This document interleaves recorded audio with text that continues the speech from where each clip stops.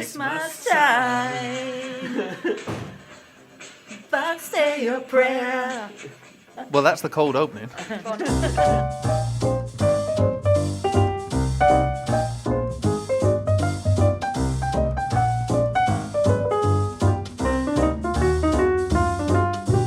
Hello and welcome to The Last Picture House, the podcast that tries not to overdo it at the Christmas party. I'm your host, Marcus Lovett, and bringing the festive cheer are regular panelists Ian, welcome to the party pal, Norton, Maria, is this Punch, Suzuki, and Di, never feed him after midnight Lynch. This episode, Happy Holidays, what makes the perfect Christmas movie? We'll talk Christmas classics, romantic comedies, and movies that resist easy labels. All the while, Di, Ian, Maria, and myself will be celebrating in style. Wine, cake, more wine, and Ian's mystery meat pate. And if you like the show, hit that subscribe button. Even better, steal your friends' phones and subscribe on their behalf. You can also follow us on Twitter at LastPickHouse, where we'll regale you with trailers, trivia, and tomfoolery. Di, what are the elements of a successful holiday movie? Well, first of all, Nadolig Llawen, or Merry Christmas. I'm happy to be here. Thank you.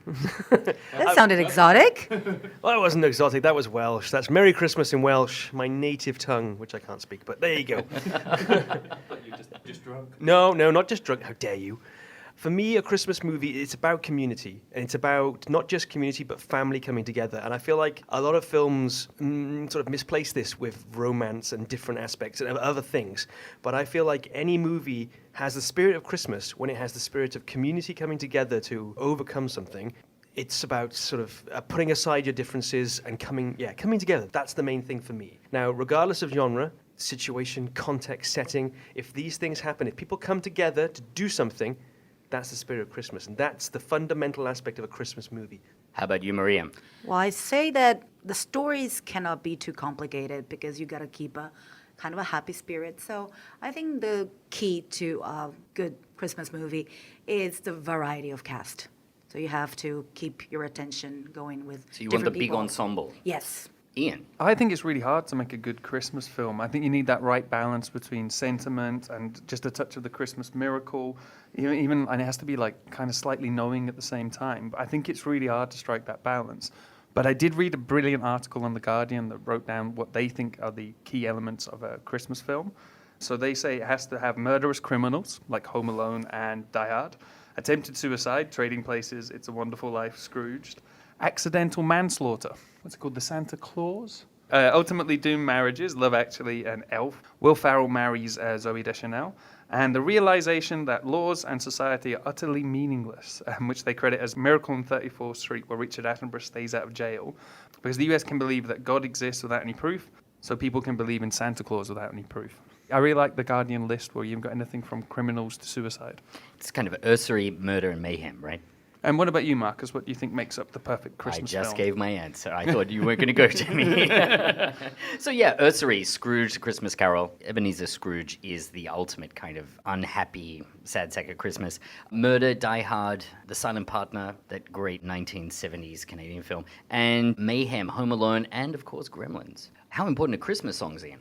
I'm not the biggest fan of Christmas songs, having worked in retail for many years, where it was the same 16 songs on repeat. And you get a break every 45 minutes when Fairy Tale in New York came on, which is one of the best songs. It's also, for me, if I don't hear Fairy Tale in New York, it's not Christmas yet. But in terms of Christmas songs in movies, I was reading that there's an article on the Screenwriters magazine where they make a really good point that the Christmas song has to be part of the movie. It can't just be kind of tagged on. They talk about All I Want for Christmas and Love Actually, which is a lovely moment where they do it. Is it like a Christmas pageant or a talent show or something? I've forgotten the detail, but It's a school play. and then for me the best is Judy Garland's Melancholy. Have Yourself a Merry Little Christmas in Meet Oh, Me my in St. favorite Louis. version. Yeah, it's beautiful. I love isn't it? that. So yes, Christmas songs are important, but they have to be part of the movie. It can't just be tagged on or like for a Christmas release. Do Christmas movies have to be sentimental or feel-good films? Di, I'm coming to you again. But yes, sentimentality, it doesn't have to be the core focus. It can be a moment, a sweet little moment at the end of a film when things happen, or it can be saccharine sweet and like dripping in this, like Muppet Christmas Carol is. As long as there's a little touch of it, a glossing, like a basting of the turkey, if Well, you I will. think if you have, I mean, in the case of A Christmas Carol, like any version of that, because it's about a man who is so horrible. Anything that is sweet, anything that's saccharine at the end, or along the way, in the case of Muppet Christmas Carol, you have all these little kind of vignettes of the different characters, and here's Gonzo as Charles Dickens. You have all of these Muppets show up. You get a giggle out of that, but the main narrative is actually pretty depressing if you think about it. No, it is, and it's testament to the sort of the subtlety and the genius of Charles Dickens' writing that it works as well as it does. But also the marriage of that sentimentality with the already Julie Garland hippy dippy version of the Muppets that we get, and then you put these two things together, and it's just utterly genius. It's like I can't divorce Christmas Carol and the Muppets now in my mind. They are one and the same thing. Like, that film is perfect in my head. One of the things I think that really works is that you have the chaos of the Muppets, and then you have this kind of very established, well-known story. What the Muppets always were about for me, Jim Henson would have like the chaos and control. He would have something that was adult world, people being very conservative, and then this sort of anarchic spirit that he brought through his characters. One of my Christmas traditions is to watch the Muppets Christmas Carol. I've watched it every year since I've been in Japan because, you're a bit far away and you kind of miss your family. But I watch it every year, and it's a tradition. Your family of furry friends. Yeah, furry friends. My family, I come from a long history of Muppets. But this is a tradition I passed on yesterday to my daughter because it was so horrible outside. We did a marathon of Christmas movies. So we started with Muppet Christmas Carol, and she loved it. She couldn't be torn away from the screen to watch Frozen, which is high praise from her. That is good. But one thing I did notice rewatching it yesterday is key to this is how superb Michael Caine is in it. And he plays it completely straight, over the top, chewing the scenery, but it completely works. Like, when making the film, and I've cleaned this quote up, but he did say, I'm going to play this like I'm working with the Royal Shakespeare Company. I'll never wink. I'll never anything Muppety. I'm going to play Scrooge as an utterly dramatic role. Yeah, there's no irony there, and it really works for that reason, I agree. And also, only Michael Caine could say, Fozzie Rubber Chicken Factory with such gravitas. How about you, Maria? Christmas movies have to come with all the sentimentality possible. I usually watch them by myself so I can cry unapologetically to the most sentimental parts. Also, I think you need a convincing villain. You have to overcome true evil to really enjoy the beauty of Christmas and all the family, all the love. On the point of sentimentality, I do think they have to be slightly sentimental, or they have to kind of leave you in a happy place, leave you this warm glow at the end. Like something like Snowtown, despite the name, is not a Christmas film. But they don't have... Don't put that into people's heads. Yeah, we can. My brother watched it at Christmas. He's never forgiven me. But I don't think they necessarily have to be sentimental, because you've got Trading Places and Die Hard, but they do have this, like, as you say, win over a villain and this warm feeling at the end. The core of Trading Places is the bet. These two stockbrokers are betting on people being incapable of rising above their station in life. Yeah, and that is utterly anti-Christmas. It's anti-community, it's anti-family, it's anti all the messages. So it's overcoming that barrier. Exactly, yeah. So that, and then hence it comes the sentimentality and the message of Christmas. And regardless of your sort of religious beliefs, I feel like you can almost divorce Christmas from religion and still maintain a Christmas spirit. I think key also is the idea of conversion. We see this in so many films, like the idea of the character starts in one place and then has to convert by the end. So things where you've got the unbeliever to the believer, like Scrooge, The Grinch, Miracle on 34th Street. So you need to have the movement of the character to finish in a nice place, but it doesn't have to be necessarily sentimental.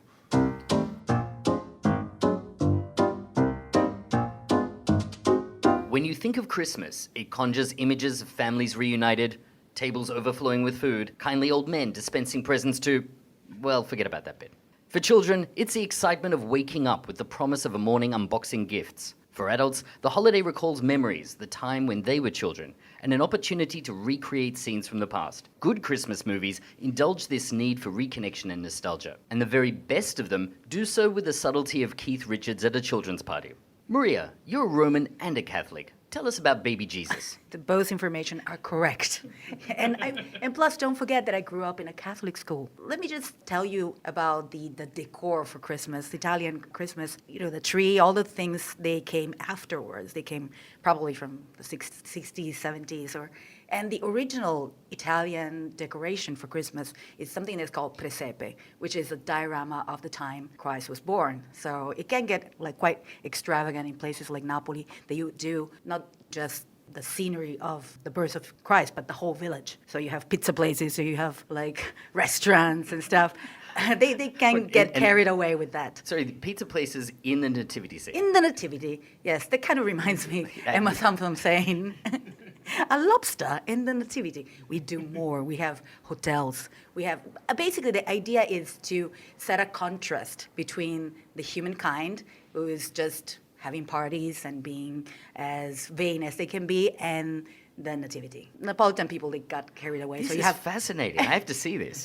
Quick, And you know- someone- and you know Di, me. Google this. And you know me, I love dioramas. So there was a tradition that I had no problem with until the day Christ is born, which is the 25th. The statue of baby Jesus has to be hidden, so you cannot expose it. That also leads to another thing, that some families don't use Santa Claus, they use baby Jesus, which the idea of asking presents to somebody naked, born in the cold, is a little bit of a stretch. So my family, and also me, I have to say, I had a problem with that, of baby Jesus carrying Or the these gifts. commercialism. The commercialism. So I'm guilty of ruining some Christmas to my classmates, suggesting that it might not be baby Jesus. But once I saw my schoolmate crying, I stopped it. But that also means that I kind of killed Christmas for myself too. So we're talking about finding someone to create conflict in your Christmas story. Maria, you are that person. Yeah, no, you kind of, I killed it for myself because putting into doubt also Santa Claus. Bah humbug. Kind of. Wait, how old were you? I was 6. 6. I was 6, and my mom was called by my teacher because I made a couple of people cry. Cry. And that's when I said, okay, maybe I don't need to educate the masses. Maybe they can find out for themselves. So you went into education, yeah. yeah. And I'm not talking about Santa in my classes. Not anymore. I remember being at primary school and we were taken to like a shopping centre, a shopping mall to go and meet Santa Claus. And we went along and one of the kids in my class was called Luke. We went to meet Santa and we all sat down and then Luke needed to go to the toilet. And while Luke was in the toilet, Santa Claus just put his beard down and went, "Hi, I'm Luke's dad." And the wails from most of the kids. Now I come from a type of household I do, so I was kind of already aware, but most kids weren't. When we came back, the teacher made us pretend that we didn't know, so that Luke never found out. Or more plainly that Luke's dad, or plainly that Luke's dad was in fact Santa Claus. This is easier. The odd thing as well, caveat, they were a Vietnamese family, so this was a different skin tone from most of the traditional Santas you'd see on TV. But that's the magic of Christmas. It was the magic of Christmas in Birmingham. It's a Christmas miracle. Oh, talking about Miracle on 34th Street, for me was very good because I finally found someone that was like me, the little Susan. And I'm not talking about the John Hughes version of 1994. I'm talking about the original Miracle on 34th Street with a very little, I think she was 9 years old, Natalie Wood. And I'm not into child actors. I don't like kids that much, but she is so adorable At least in you're that honest. movie. Yes, I am. And she is so talented and she's so adorable. And she says, "No, I know that Santa doesn't exist. My mom told me so." And I was like, wow, that's me. So I'm not alone. But then, she changes her mind. And talking about the actor playing Santa Claus, Edmund Gwenn, he was actually doing the job as Santa Claus in department store. And I think it's one of the most convincing Santa Claus in film history, I think. I love the scenes when he's like, "Let me show you how to whip the reindeer." And he's like, he gives a perfect whip. Or when he Ian, don't goes- go for that mic. Okay, leave I the want mic. to know about the caveat. What constitutes a convincing Santa? Because we've seen so many. I want to know. I want a list. The list is the expression, the true, sweet expression of an old man without any second intentions. No. And the way he fits the dress and the way he behaves. And the beard. Let's Okay, talk all about right, it's not the just beard. the beard is a very convincing, Yeah. very nicely shaped beard. I mean, the beard is a big thing. I mean, you can't have a Christmas movie if somebody isn't yanking on the beard to find out if it's not real or not. I mean, that's a staple, right? By the way, that scene when he reacts to Natalie Wood, to the little Susan, trying to see if the beard is real, that was ad-libbed, there was an improvisation, and I think it's one of the best films about Santa Claus. Ian, as our representative pagan, what does Yule mean to you? Heresy. We were a completely devoted Christian household, I'll have you know. No, we weren't. My parents are so anti-religious, I'm not sure they even know what time midnight mass is.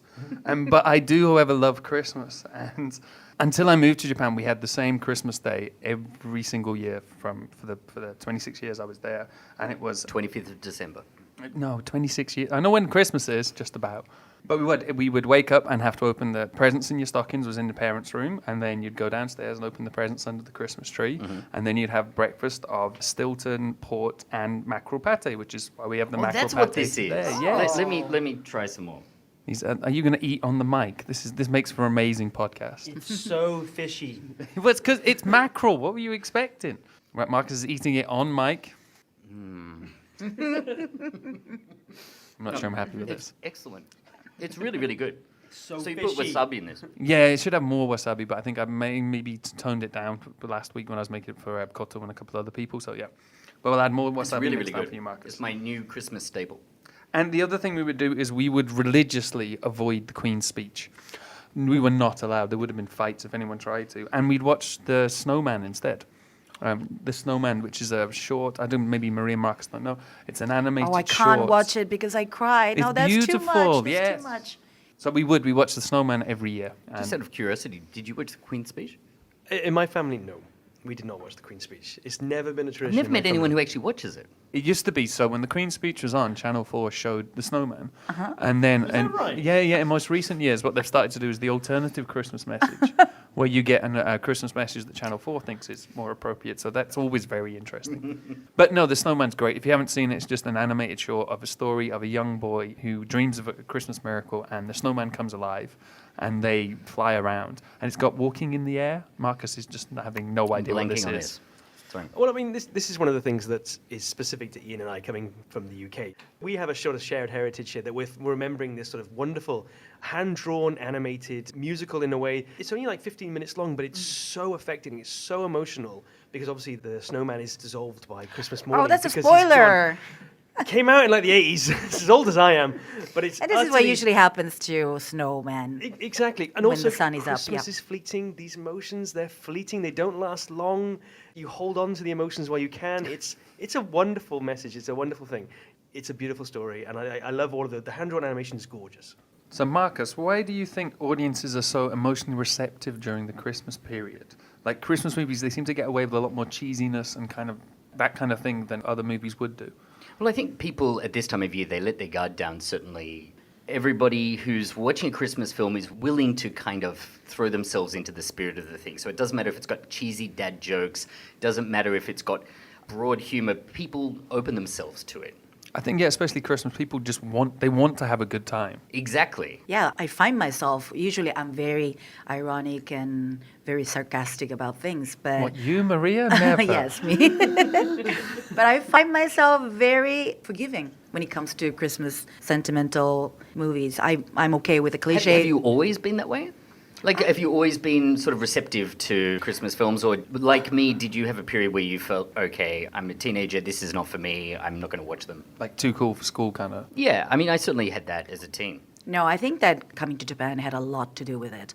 So I had to reevaluate some of the things that I was not comfortable with, the sentimental things, the emotionally revealing things, because, Japan is, only the surface is very trees and jingles and stuff, but it's not really, it doesn't really come from, I mean, I'm not talking about everyone, but mostly it's just the facade. Yeah, So I think you might have to explain a little bit for the listeners overseas that all of the shops are playing the music, as Ian mentioned. Yeah, earlier. let's say that you have one specific day, which is the 31st of October. So you finish Halloween and you change everything to reindeers and trees. So Yeah, so 1st of November, that's all completely gone, and suddenly we've got Santa hats like the ones we're wearing right now in the shop. But also in context of that as well, Japan, it pays lip service to Christmas, but Christmas Day is not a holiday. We don't get a lot of time off. I've regularly worked through. I'm working this year. Yeah.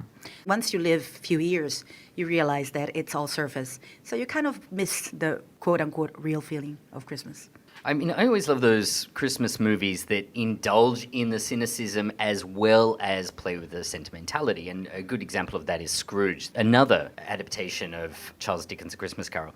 So here, the Scrooge character is a TV producer played by none other than Bill Murray. He is so cynical as to throw people out on the street right before Christmas. He also wants to staple some antlers onto a Yeah, head? there's a great bit where someone comes up to him and a prop master and says, "How do we get these antlers onto this mouse?" And he says, "Why don't you just try stapling them?" I think they compromise at superglue, don't they? I don't know if it's ever explained actually in the film how they pull it off, but he's producing this big live spectacular, if you will, of A Christmas Carol. So it's got that meta thing where he's producing this show and at the same time the Charles Dickens story is happening to him. His old boss comes to him and says, "You will be visited by 3 ghosts." He is such a cynic and like a classic Bill Murray character. You kind of love his cynicism. You enjoy watching him having a great time. It's a fun film. It's also a strange film in the sense that it felt a lot of the time watching it that they only did one take of every particular setup. So there were some very hammy moments, particularly early on. As the film gets going, it starts to kind of get more anarchic and a bit more fun. But early on, there is some pauses that come, maybe it's the editing, but it just feels a little bit disjointed and mechanical. Another thing I really liked about Scrooge is that it's part of a kind of a subgenre of Christmas films, which is particularly, I think, in the 1980s. Every major comedian had to be in a Christmas film. And so, you've got everybody from Steve Martin to Eddie Murphy played some kind of Christmas character at one point or another. I think a lot of the time, these films are riffing on the personality, the cynical comedic personality of the performer. And then the sentimentality doesn't feel so much. We're talking like cynicism. Scrooge really is brilliant casting because you don't get anyone who can play sort of sarcastic, I don't want to be here, but also I'm going to be really funny while I am here than Bill Murray. He's fantastic. That's his mode. And I feel like part of the way where Scrooge falls down is the journey isn't quite complete with Bill Murray because he never quite loses that. Although I would argue that he does lose it in I don't know. I think the film, like at the end, certainly when he sees the Ghost of Christmas Future visits him and he sees the burning, that's the big revelatory moment, right? That up to that point, he's not going to accept it. It's earned more in Groundhog Day as a sort of a character sort of 180, whereas in Scrooge, I feel like you mean in Groundhog Day, the movie he deserves the change more. Yeah. Well, it's a better movie. But, it's still a lot of fun. And it is. It does have one or two great sight gags. It does have... The elevator when he's the like, elevator. the prop, you guys are amazing. Like, look at that, it's so scary. And it's like, bah! Well, the idea is that he's run into somebody who's playing, I think, the Grim Reaper or the Ghost of Christmas Future in his production. Yeah. And he then goes back into an elevator and sees an even bigger version of this and says, wow, you guys in the prop department did how much money did you spend? And, a lot of the TV in-jokes work really well. Yeah.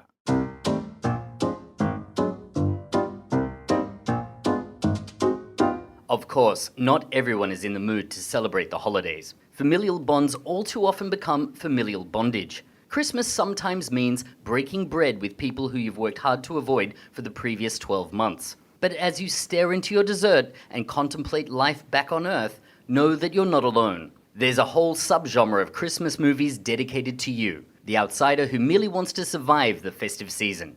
Ian, did you ever look for escape at Christmas? I mean, I was very lucky in the household I grew up in. Our house was kind of the place that people escaped to. So Christmas Day was often full of waifs and strays and randoms we brought home from the pub. But we would, we would always escape Christmas Eve. When we came of age, and probably just before we came of age, we would escape off to the pub, me and my brother and anybody else we could collect. And it was really weird. We wouldn't go to the local pub. It's the one time a year we'd kind of go to the slightly posher area, well, the much posher area that was next to us, and go to the pub. And it was always this weird mix of people you went to school with that you only saw once a year in that pub, or people... So what, like getting together with the school bully and then making yeah, those peace? kind of people, yeah. And then there'd be people back from uni and be your actual mates, and it was always lead to some quite heated discussions and then some very strange bedfellows, quite literally in many cases. But what would happen then is we'd have this long walk home from the pub, which the debate was going to be, what are we going to watch when we get home? And it would always turn to this sort of, we're going to watch this, we're going to watch that. But we'd always sort of fall on was watching Nightmare Before Christmas, because it's not your traditional Christmas movie. It's that outsider feel. It fulfilled the need for everybody. It's got songs, it's got a nice message, but also it's cynical enough that post-pub, it's funny, it works. But what about you, Marcus? Like, for me, Christmas is cold and wintry and snow, but it must have been very different in Australia. Yeah, and you're from a land of escaped convicts. What did you do for escapism for Christmas? Well, of course, in Australia, it's really hot. It's the middle of summer. It's usually about 30-something degrees on Christmas Day. We would have all of the trimmings of a traditional European Christmas. However, being so hot, you had to be very careful. We would have a fresh tree, but the tree that we would buy, we'd have to buy as close as possible to the actual day. Usually the 23rd, 24th is as close as possible because it will go brown within a couple of days. And we would decorate the tree with the tinsel and the baubles and all of that kind of stuff. We'd put chocolate on the tree, but again, because of the heat, the chocolate would melt off the tree. So yeah, you had to be very, very careful. The thing for me though is that Christmas Day is a family day. We wouldn't watch movies necessarily on the day. I think if we ate too much and went into like a food coma, then we would sort of like sit down and watch something at the end of the day. And imagine that's a lot of sweaty turkey. Yeah, well, I mean, that's part of it. It's like all of this heavy food. The last thing you need to be doing is eating like plum pudding on a day that's that hot. But the next day, Boxing Day, in Australia is one of the major release days of the year. So as long as I can remember, Boxing Day was the day to go and see the big escapist fantasy films. The story goes that my father wanted to give my mum the day off because she worked so hard on Christmas Day, kind of keeping everybody together, making sure that family fights didn't break out. At the same time, I know that Dad really just wanted to go and see films like Bond, Star Wars, The Wrath of Khan, I think was one of them as well. So do you think Bond is a Christmas movie? In our house, we'd always watch a Bond movie over Christmas. And I've seen a lot of write-ups that argue that Her Majesty's Secret Service could be argued as one of the better Christmas films. Yeah, well, it's certainly snowy enough.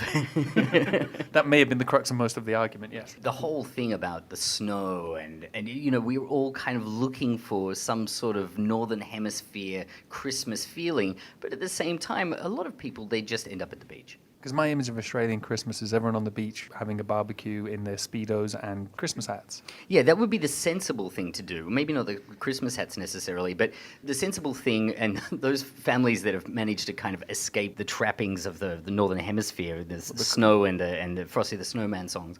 And the colonial hangover. And the colonial hangover. They will be at the beach. This seems like a good question for you, Dai. Do Christmas movies have to be about Santa Claus? Is this where I get to talk about Die Hard? This is. Yes! Right, so of course they don't. I don't think Christmas movies per se have to be about anything religious, anything specifically about the Christmas period. For me, it's about people coming together, families coming together, even if the wife is on the Californian coast and the husband is on the New York coast. Maybe the husband's a cop. I don't know. Maybe he's a cop from New York. Maybe he's a cop from New York who has to go to California, who has to go into a big building. I mean, let's just say it's the Nakatomi Plaza. The Nakatomi I don't Plaza, know. yeah. Yeah. And maybe let's just say that the Nakatomi Plaza has been taken over by a group pretending to be terrorists who are actually looking to rob the place blind. Maybe that's a Christmas movie. This is sort of the ultimate Scrooge move, isn't it? It is. It is in a way. It is. I mean, yeah. I mean, like, all right. At its core, like, Die Hard it's an action movie. Of course, it is. The crux of the relationships that you invest in that is John McClane and his wife. The reconciliation, yeah. Yeah, that reconciliation, because he's a working class guy. He's blue collar in every sense. And they keep telling you this. And they do. over and They over. ram that down your throat. But I mean, like, that's why Bruce Willis's casting at the time was so utter genius. This was the 80s when, like, Well, you your straight- leading men were the biggest muscle-bound men you could imagine, like Arnie and... There's that, and also this was his, I think, first big film after Moonlighting, the TV show. Yeah. This was one of his first movies, and they thought it was going to tank. They had no confidence that this was going to be a big movie. I remember watching the trailer and thinking, okay, this looks spectacular. And I was the perfect age. I was like 12 or 13 years old. Yeah. And I thought, this is a film that I must see. And I managed to grab a couple of friends. I told them I'm going to go and see this Bruce Willis film, and they said, well, who? Yeah, I didn't know yeah. who the guy was. Turns out, of course, now we look at it as the high watermark of how to write an action film. The script is phenomenal. But, I mean, a lot of people seem to, the arguments come, oh, it's not a Christmas movie, it's not a Christmas movie. Into, like, the last 5 seconds when the Christmas music kicks in, he's got his arm around his wife, and, like, the Nakatomi Plaza is in flames behind them. Yeah, I mean, there's a whole lot of references to Christmas, though. I mean, But this they're is all it. I think that the journey to meet your family is a Christmas story. There's sort of, I have to go and see somebody that maybe I don't want to see. There's some bridges to build. Even like the aspects of the journey where the guy gives him advice on the plane of going, take your shoes and socks off and crunch your feet onto the carpet. It'll help with the jet lag. It's like, very quickly, have you ever tried to do that? yes, I have. I have Immediately. done that too. Immediately. And I think for me, like, for a movie to be a Christmas movie, Christmas itself has to have some agency in the film. And Die Hard, it does. Like, Christmas is the reason that they're all there. It's a Christmas party. the bad guys are wearing Christmas hats. When he kills the first bad guy, he puts him in the elevator, and the guy comes down wearing a hat, and he says, ho, ho, ho, now I have it. No, he says, I have a machine gun now, ho, ho, ho. But it's also the limo driver's listening to Christmas hip-hop too loud. That's why he doesn't hear the phone call, which is part of it. His wife's name's Holly. Do I need to make any more of a case that this is a Christmas film? Yeah, even with his buddy on the walkie-talkie, Al, I mean, he's working on Christmas Eve. And so, again, you've got this kind of play on the date being so important, but this guy, he's lost. He needs to reconnect with who he is. So, it works on multiple levels. And there's lots of arguments that a Christmas film isn't a Christmas film if you could change the holiday. The Italian Job set in Italy, it doesn't make it a Fellini film. But in Die Hard's case, if you couldn't transfer that to make it Valentine's Day or Thanksgiving, it does need to be Christmas for a lot of the setup and the jokes to work. And it's even a white Christmas in LA. At the end, it seems to snow as the money's coming down from the top of the building. I would say one element of that escapism, definition of escapism, it gives you a chance to not be with your family or be in the reality you're in at times, whether that's kind of laughing at other people's misfortune in the film, like National Lampoon, and it gives you that chance to sort of feel a bit better that maybe even if your Christmas isn't going as well as you planned it, that it's going a lot better than what's happening on screen. Right. But it's also that chance to sort of watch the racist uncle or the annoying aunt and shout at them on the screen rather than turn around and shouting at them in your own sort of family setting, as I think you experienced once, Marcus. I didn't have anything that particularly bad. I think families all have their arguments at Christmas, but I just remember one particular time where my cousin was sitting at the dinner table. My dad had been slaving away, cooking turkey, there was ham, there was all of this food. My father usually goes over the top. It's something that I really love about Christmas, Dad's cooking. But my cousin decided that he wasn't going to have any of this. Dad was fishing for compliments and said, oh, look at this, isn't this a great spread, or something along those lines.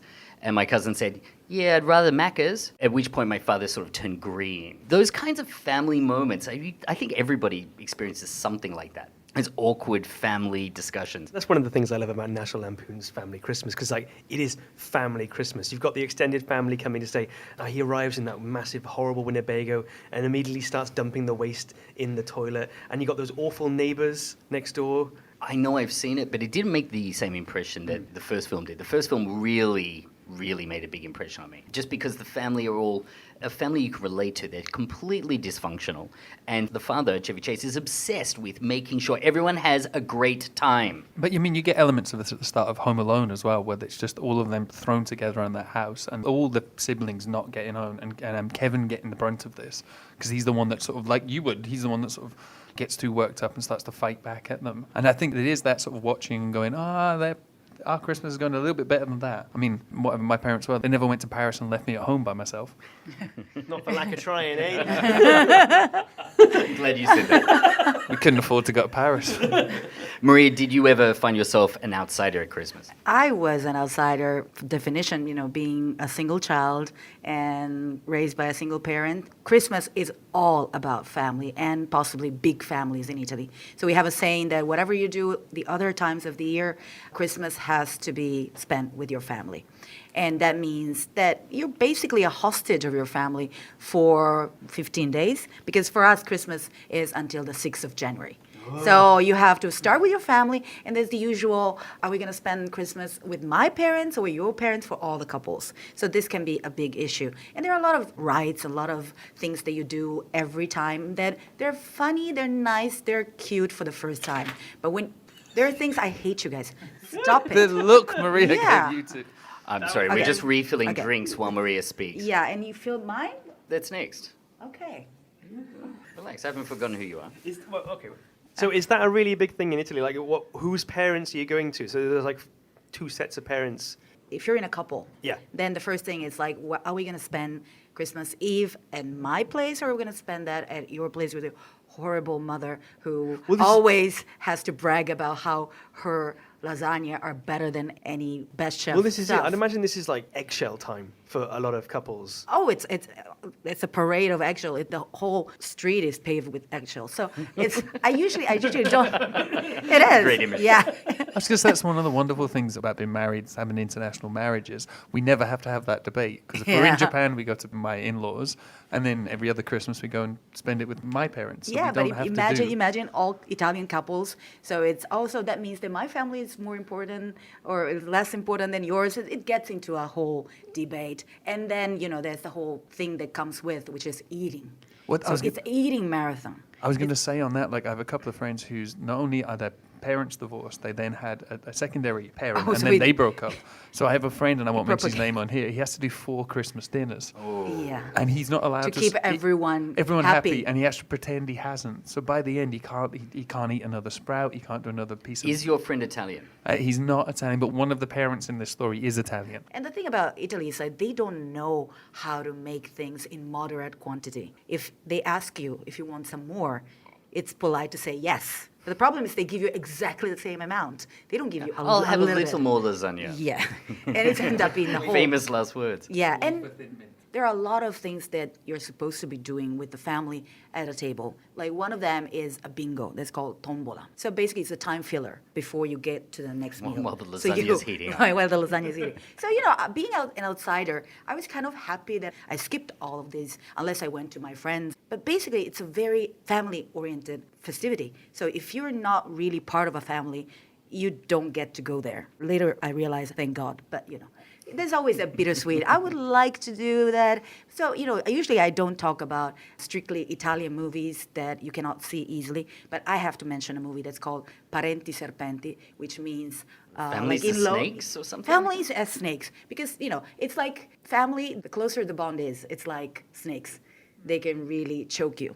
So it's a story about a big family in the middle south of Italy, and every one of them is married, have children, so they all gather at the grandma's house. But this time, the grandma have a big announcement. They don't want to go to a care home, they don't want to go to a nursing home, and they want to choose one kid and go and live with them. But they will get the house. So all the love they've been professing for their mother and father, it goes away at the prospect that they have to live with them and sacrifice their life. Everybody. Is this King Lear or is it It's Roald an Dahl? Italian story. It's an Italian family story by the king of Italian comedy, Mario Monicelli.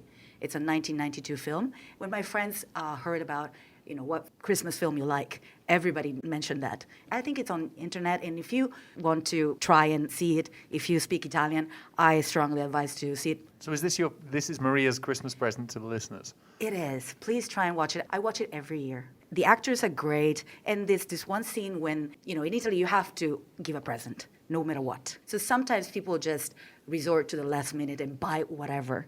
And we have this scene where they exchange gifts that clearly don't want, or something recycled, but they have to fake. This is a dream of a lifetime, kind of. It's very comical.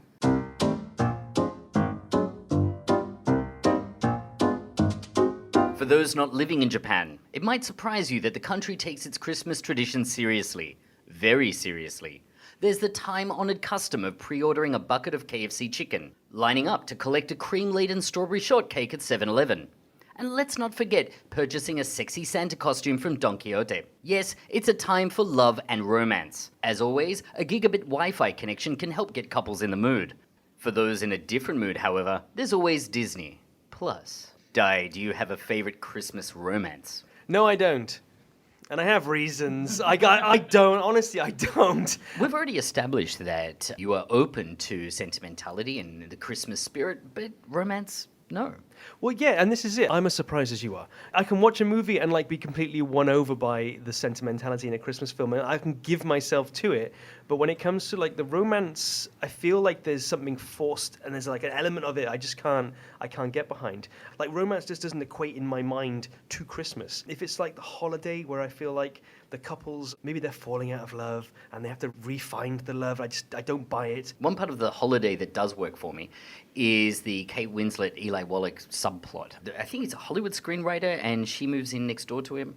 Yes, kind of Billy Wilder type of screenwriter of the golden era of Hollywood. And now he's partly disabled and he's living by himself. And Kate Winslet just happens to drive by when he is kind of lost.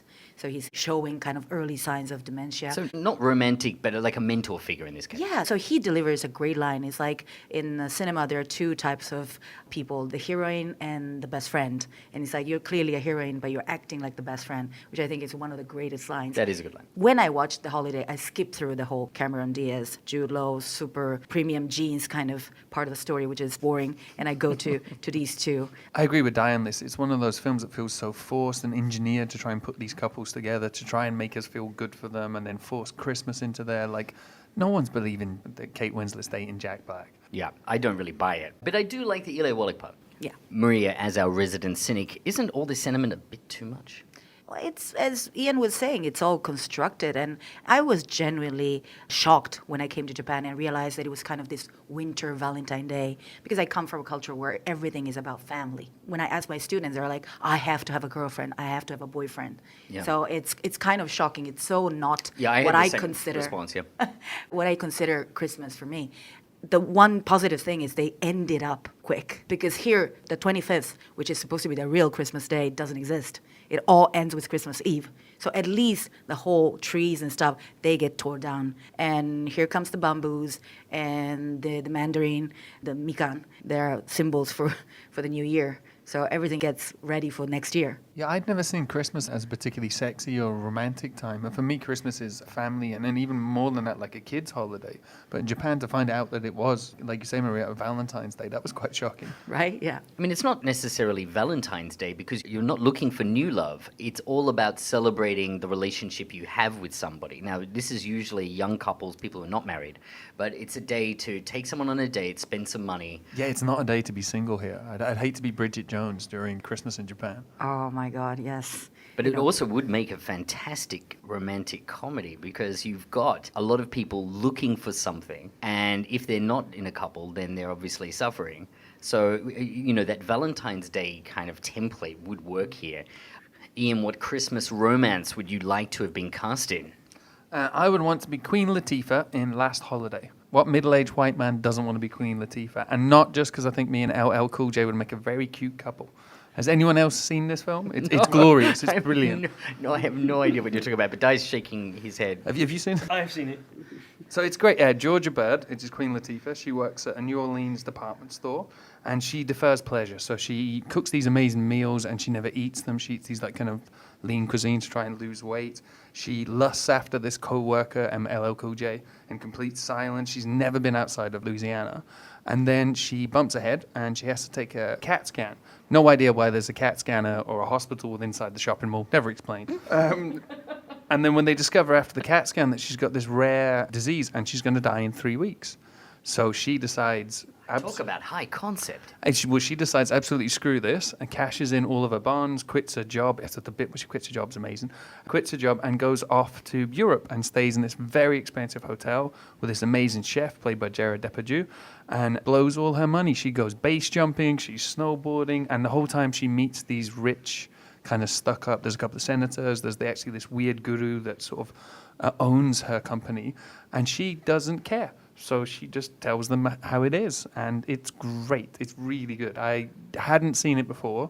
Looked it up yesterday in my list of sort of romantic films, and I love it. It's brilliant. Yeah, you paved the way to possibly my next favorite Christmas movie. Thank you. Because it is sentimental and it's incredibly silly, but there's also this kind of slightly hard edge to it too, because when she talks to the senator, who's her senator, and he hasn't shown up to the church where she sings, she goes towards the, senator, you need to be more for the people. Yeah, she doesn't let these sort of corporate people get away with it. She kind of tells them a little bit more how it should be, but it's very life-affirming. The one slight thing that was a bit odd, that kind of played odd for me, is she does talk to God a lot in it.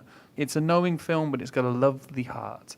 The romance does take a slight backseat, but it's always present. She is looking for love. Looking for love. And well, she was looking in the right place. She just wasn't paying attention when it looked back. Final question. Imagine your Christmas movie. Who would you cast? Where would you set it? Maria. I'm kind of curious about a movie more centered on Santa. So kind of a Santa school with a lot of European actors from different ages. The film that you talked about, Ian, talking about Gerard Depardieu, I mean, he has the physique. So he would be one of the possible Santas. What are they teaching, like skills? Yeah. So, no, he could be like an intern. And he's French. It's like, I know. And he's so bad. And, at the end, he cooks the reindeer because everything he sees he has to eat. Kind of like a bad Santa school. Di, how about you? I think I want Kurt Russell. And it's Christmas, so I'd want Kurt Russell in the snow. So maybe in the South Pole, maybe there's some sort of alien threat. Maybe you can't see the alien. Maybe this is something that's inside you that you don't know about. And then maybe there's like a hellish monster which you can't control and it's an alien and it comes out. And maybe we can call it the Thing. We'll call it the Thing, it'd be fine. Ian. Oh, I have a whole list of actors. So I want Brendan Gleeson, Monica Bellucci, Tom Hardy, Billy Connolly, and Lupita Nyong'o. And I want a homeless Christmas in Paris, kind of like a Down and Out in Paris in Like London. Leo Carrick does Christmas. Well, they're like George Orwell's Down and Out in Paris in London. And I want Corrieda to direct. So I want this kind of black comedy, homeless Christmas. Interesting. What then is a platonic ideal of a Christmas film? Which movie combines sentimentality, comedy, the need to escape, romance, and irritatingly cute child actors? Maria, would you be so kind as to open the envelope? La La Land. No, that was a different Oscar. Love Actually. You have to do that again. We laughed a lot for that. Love Actually is the winner film that I have my moment during the year when I'm like, I have to. And it's usually around November, and I have to watch Love Actually. So it's not a Christmas movie, it's a build up to Christmas film. It's a build up to Christmas. It's a get into the mood film. I mean, the whole film is a build up to Christmas. 2 weeks to Christmas, 1 week to Christmas. It's all about a big countdown. Yeah, it's like an advent calendar of a Christmas movie. Well, many love to hate this film, but it does cram everything in. Di, are you a fan? I'm not, and I'm sorry I'm not, because I know a lot of people love this film, and I'm like all for loving bad movies. I like there's a lot of bad movies I love, but I can't love this one. And there's a number of reasons why. And I think ultimately it comes down to the screenplay. It's the structure of the story that I can't get behind. Because individual stories here I find fascinating. Like the Alan Rickman storyline is interesting. Maybe not the Hugh Grant one, that was bad. But there's a couple of ones I love there. that one. No, there are a couple. That's cheesy as hell. But I don't mind the cheese. There But are an awful lot of stories. That's Yes, true. this is the ultimate problem. This film crams in so many storylines, ultimately fails every single one of them because you can't cram a 3-act structure. No, they don't. There's no satisfying storyline. You can make that face at me, Marcus, but there's no satisfying ending to any of these films that isn't earned. It's not earned in any single one of them. 8 is a lot of legs, David. A little bit of context, if there's anyone who hasn't seen it, the Prime Minister goes to Natalie, the intern girl's house, and they're about to go to the school play. One of the kids has an octopus costume, and the mom who has sewn it, who has created it, she's like, ate a lot of legs, David. I love that line. You take any moment in isolation, you go, oh, that's so lovely, that's so sweet. You cram it into this movie where it's so disjointed, and by the time you're like 10 minutes in, I've forgotten about the abusive brother who's in a psychiatric ward and in a genuinely interesting storyline. I've completely forgotten about him, and then all of a sudden he pops up and it cuts between these contrasting emotions and none of it gels together very well. It's trying to be everything for everyone. When I first watched it, I had not the same reaction as Di because I kind of quite liked it. First time around, I do know what you mean. It doesn't all hang together. You have these vignettes. But as I've watched it more and more, it really, really grew on me. I really like it now. I have to watch it each time at Christmas. I know, Marcus, you're going to say a similar thing, but so many of the little stories now, because I've watched the whole piece, I'm not confused about what's going to happen and things like that. But to watch the individual performances, Emma Thompson is heartbreaking in this film. Alan Rickman's an absolute bastard. And then there's Bill Nighy. And there's Bill Nighy. And there's great. Bill Nighy, Uncle Bill. How can you not love his character in the movie? And I mean, I'm going to change the word to make it PC, but let's get drunk and watch porn. It's the new shut up and deal.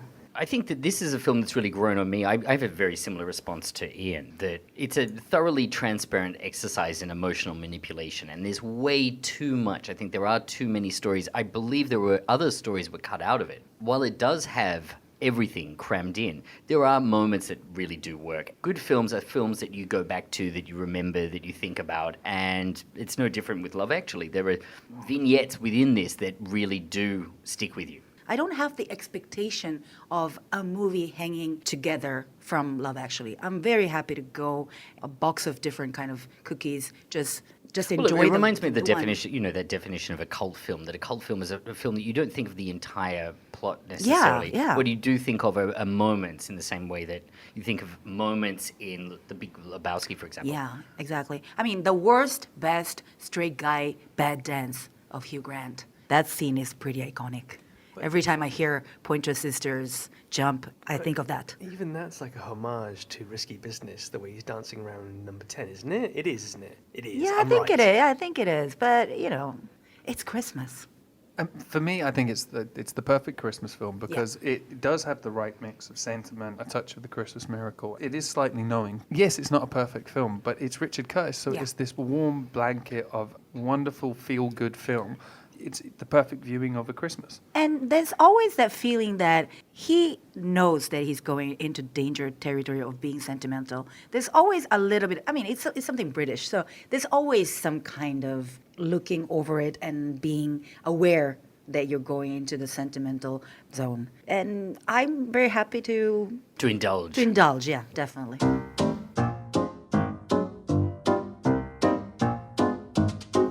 Ian, correspondence. And joined in Correspondence Corner this week in our Santa's Grotto, I have the lovely Maria, who's going to help out with some of the Italian names. This episode... She's going to help you out. She's going to assist you. Buon Natale, by the way. It's Merry Christmas in my language.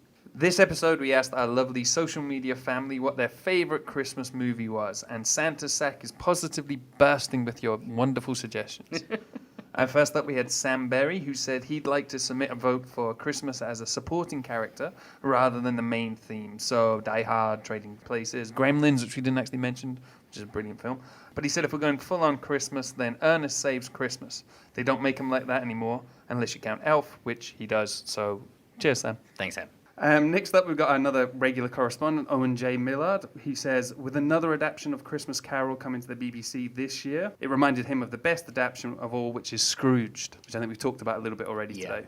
Next up, our most regular correspondent now, JC. You didn't get in touch? No JC? No JC, especially on the Christmas episode. I'm heartbroken. We're very disappointed, JC. So Ray Mears back. He says, National Lampoon's Christmas Vacation and The Ref. I don't know The Ref. Does anyone know? Lethal Weapon? Is Lethal Weapon a Christmas movie? How is Lethal Weapon a Christmas movie? In my head, it's in but it's in Australia, so it could have been. No, Lethal Weapon's like the States, but I can't remember it being a Christmas set movie. Ray also suggested Die Hard, which is very popular among our correspondents, especially Brad Zinakawa, formerly known as Brad the drummer, because I have learned how to say his surname after 4 years now. Well done.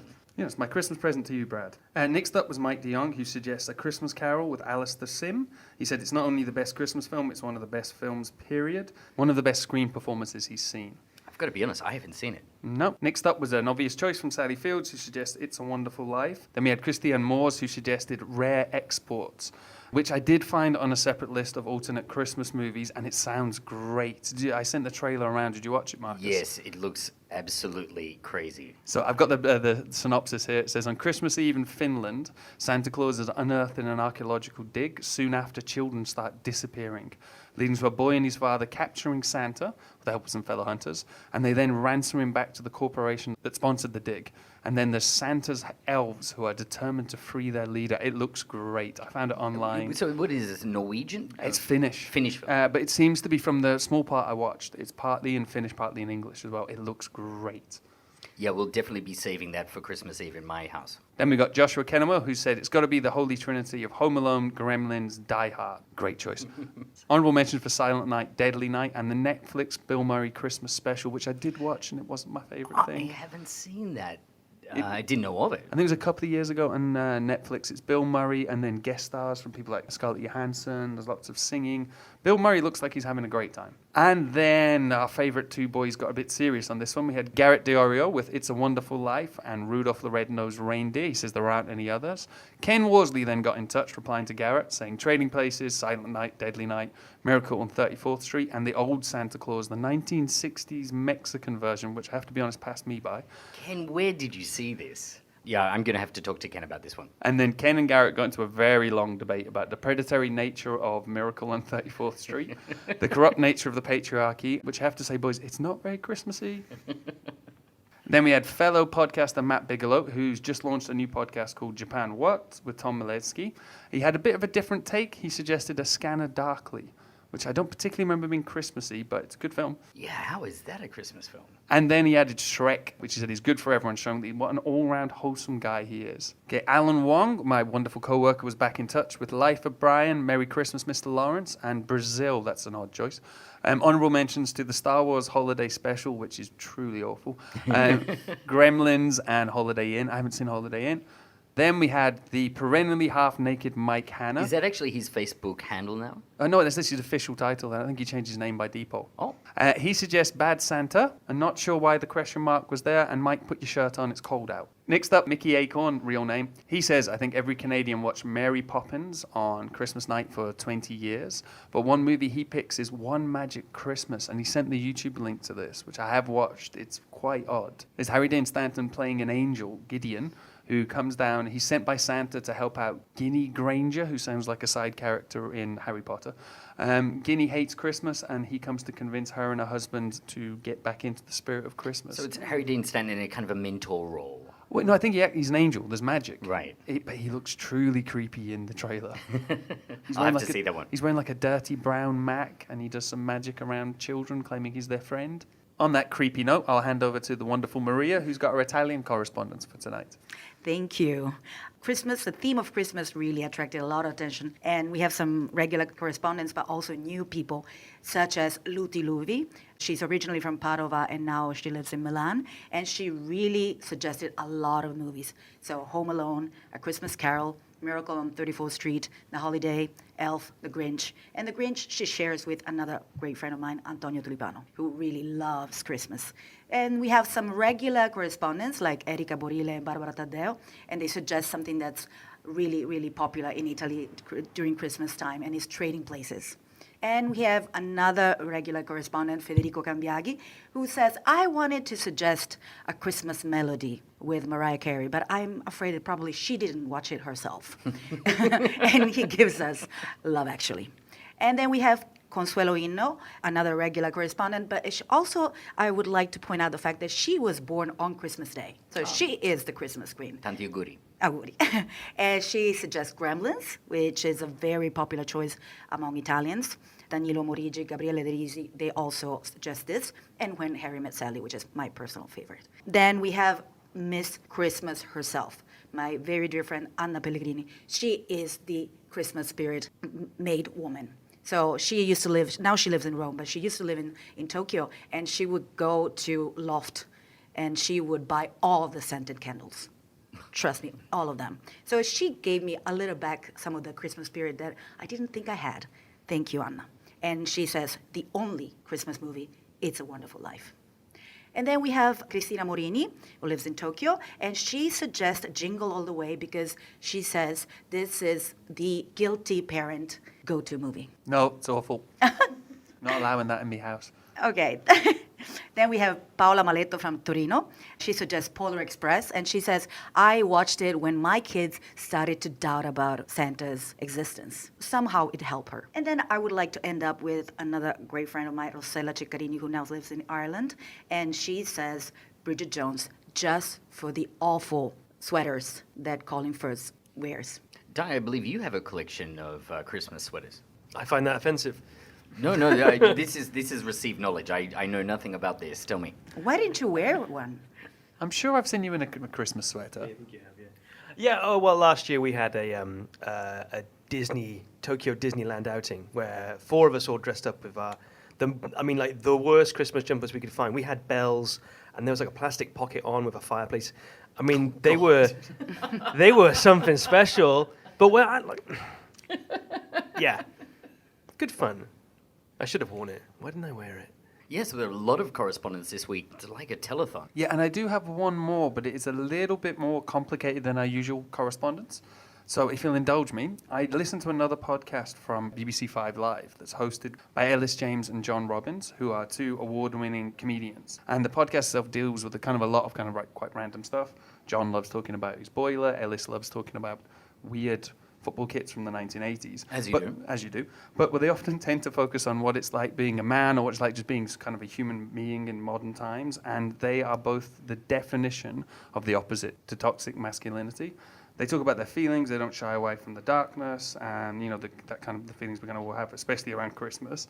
But they do it with a sensitivity and a sort of common wisdom that is quite lacking, I think, at the moment. Anyway, they have this Facebook group called the PCDs, the Podcast Devotees, and it's a wonderfully supportive group of people. So on the Facebook group the other day, a lady posted up that she was having a Christmas quiz. And she asked, if anyone's got time, please can you help fill in a survey, because we're going to do like a family fortunes kind of round. So I had 5 minutes, so I filled it in. But the first question was, what's your favorite Christmas movie? Or what 3 movies do you think of when you think of Christmas? So I filled it in, and then I posted after I'd done, I posted done, and cheekily said, if you've got time, I'd love to get the reply to the movie question. Didn't think she'd ever send anything back. She got a lot, hundreds on this thread. All of which we're going to read now. Yeah, all of which I'm going to read now. But the lovely lady, she did reply. And she said she's more than happy for us to use the data on the podcast today. So I'm going to pronounce your name wrong, but Neve Breslin, thank you very much. And here was the definite answers. So number 1, the movie they think of represents Christmas the most. Number 1 was Elf. Number 2 was Home Alone. 3 was Love Actually. 4th was Die Hard, yes.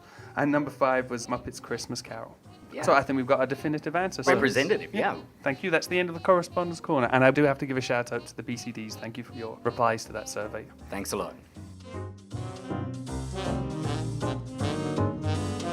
You've been listening to The Last Picture House. Be sure to let us know what you think of the show on Twitter, where we're at Last Pic House. Follow us on Facebook or on Instagram, where we're Last Picture House, one word. And we'll be back soon with a wrap-up of the decade in film. Thanks for listening.